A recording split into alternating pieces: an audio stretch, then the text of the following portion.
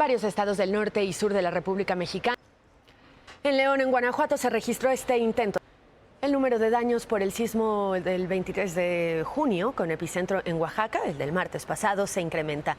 Este fin de semana, el gobierno estatal contabilizó más de 10,000 viviendas con alguna afectación en 148 municipios. Vamos a la pausa, pero más adelante liberan a la madre y al... Elementos de la Guardia Nacional interceptaron un... Elementos de la Agencia Estatal de Investigaciones de Nuevo León y policías de... 13 días después fue capturado el presunto asesino del juez federal Villegas Ortiz y de su esposa. El implicado también es señalado por el homicidio de una diputada local de Morena. Los detalles. Toño y Anselmo siguen en casa, nosotros platicamos de deportes y le cuento con muchísimo gusto además que el Real Madrid afianzó el liderato. Otra del secretario de Salud de Chiapas, el que dijo que después del COVID la gente quedaba chafirete. Volvemos en unos minutitos después del resumen. Mientras tanto, esto que ya le adelantaba, primero se lo platicábamos el viernes, pero esta es una reconstrucción de unos minutos sin precedente en la Ciudad de México. Era viernes 26 de junio, y el reloj marcaba las 6 de la mañana con 35 minutos.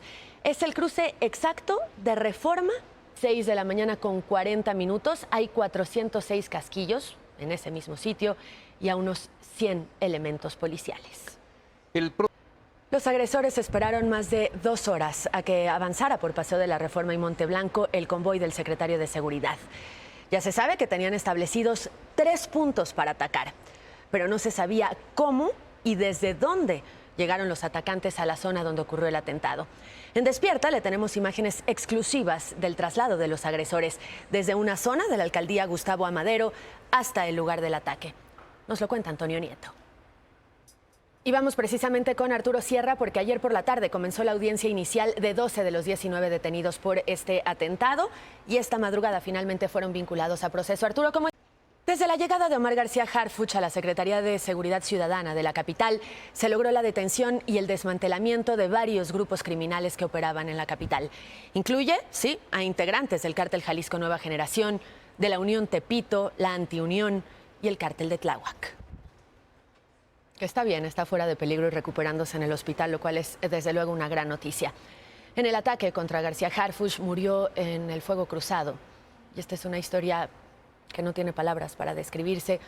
Una mujer de 26 años que iba manejando su coche y que, como todos los días desde hace años, iba a vender comida a la zona del Auditorio Nacional.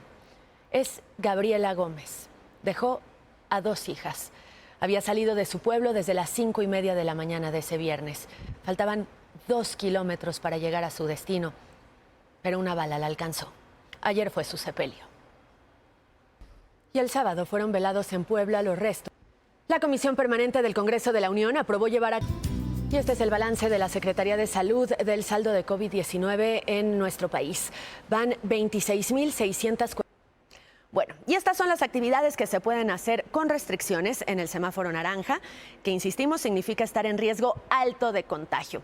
En el caso de hoteles, una ocupación de 50%, al igual que un aforo de 50% en áreas comunes. Restaurantes y cafeterías, una ocupación de 50%. En peluquerías, estéticas y barberías, el aforo permitido es del 50% y solo con citas. En cuanto a parques, plazas y espacios públicos, 50%. Y dicen que no se hagan fiestas, que no se hagan reuniones, que solamente la gente salga a dar una vuelta a ellos. Mercados y supermercados, 75%, y sigue una persona por familia yendo a hacer las compras. Gimnasios, albercas, centros deportivos, spas y centros de masaje, 50% de aforo y también solo con citas.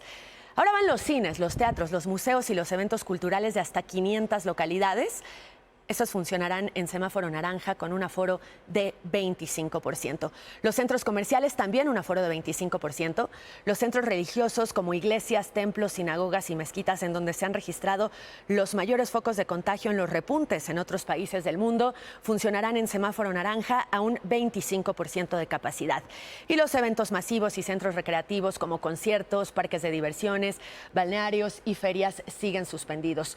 Lo mismo con los centros nocturnos, bares y salones de eventos en semáforo naranja, al igual que en rojo, suspendidos.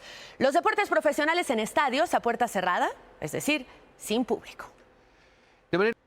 Bueno, así que en la Ciudad de México no abre todo hoy, que empieza este semáforo naranja, sino que de forma escalonada a lo largo de la semana.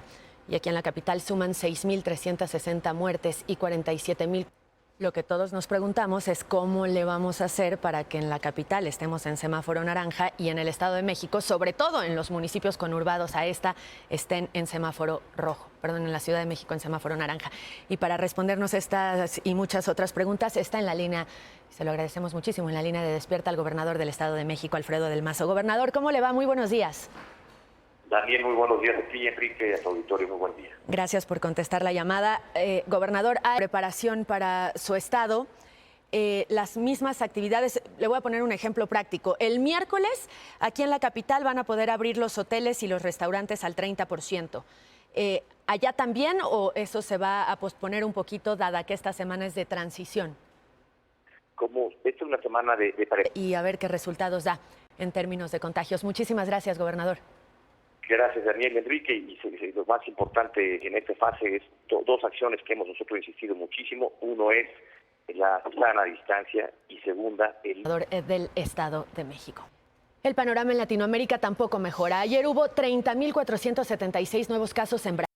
La refresquera Coca-Cola suspendió toda su publicidad de como las ha roto Donald Trump. Vamos al reporte Trump, como todos los lunes. Contigo, Javier Tello. El presidente Andrés Manuel López Obrador acaba de confirmar que va a los Estados Unidos, que hoy se define el día. Ya casi vas al aire, Paula Rojas. ¿De qué va el programa hoy? Buenos días, Pau. ¿Cómo? En el contexto del orgullo gay. Ayer, por cierto, la marcha virtual por el contexto de la pandemia. Gracias, Pau. Vamos a la pausa. Volvemos.